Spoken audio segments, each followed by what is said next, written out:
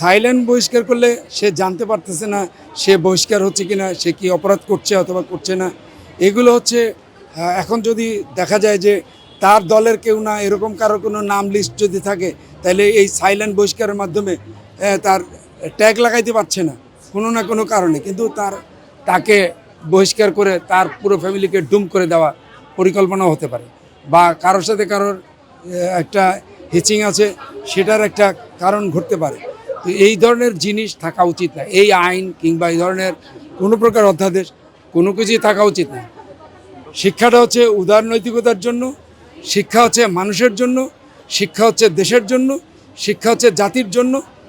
আর সেই শিক্ষার প্রতি যদি এরকম থাবা খর্গ থাকে, সেটা সঠিক নয়।